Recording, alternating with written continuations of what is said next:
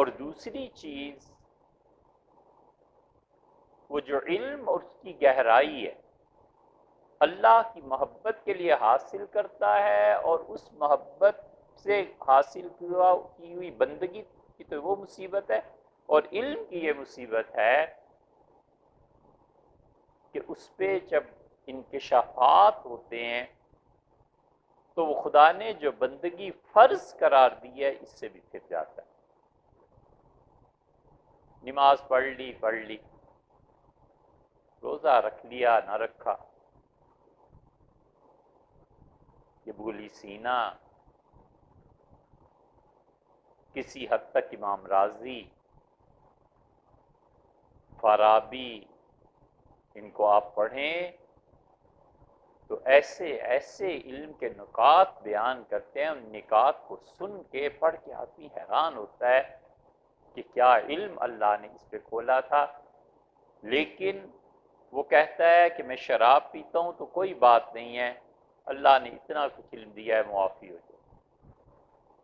صاحب روح المعانی نے کتنی خوبصورت بات ایک جگہ لکھی ہے۔ روح المعانی کہتے ہیں کہ ہمارے یہاں بغداد میں ایسے گمراہ صوفی ہیں جو علم کو بیان کرتے ہیں یا ایسے تصوف کی بات کرتے ہیں اور کہتے ہیں کہ شراب پیو یا نشہ کرو، 12 تسبیح سب کچھ وہاں کر لی جائے۔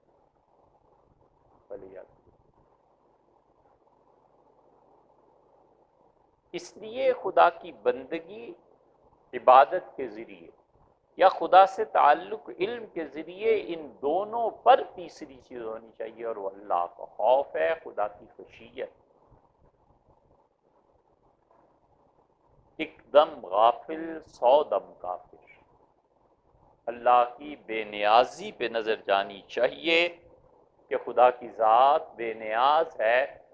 ساری عمر کی عبادت اٹھا کر ایک طرف پھینک دیں، کون کچھ عرض کر سکتا ہے، اور سارا علم ناس کر دیں اس کا، کون پوچھ سکتا ہے۔ اللہ کا خوف بڑی چیز، اس لیے اللہ تعالیٰ کہتا ہے آتیناہ العلم، اور اسے ہم نے علم دیا تھا، وَلَوْ شِئْنَا لَرَفَعْنَاهُ، اگر ہماری مشیت ہوتی تو ہم اسے اور بلند کرتے، وَلَكِنَّهُ أَخْلَدَ إِلَى الْأَرْضِ، لیکن وہ زمین کی طرف جھکا، اور علم کے باوجود اتنا نیچے جا کے گرا کہ اللہ نے کہا اس کی مثال سمجھنی ہو تو کتے کو دیکھو، اس جیسی حالت ہو گئی تھی، اسے اللہ نے علم دیا۔ شاہ ولی اللہ رحمۃ اللہ علیہ کے سامنے ان کے ایک خلیفہ جنہیں سلوک طے کرایا، پڑھایا، شاہ صاحب رحمۃ اللہ کے شاگرد تھے اور عزیز تھے، جن سے بڑی توقعات وابستہ تھیں، دلی سے سب کچھ بن سنور کے نکلے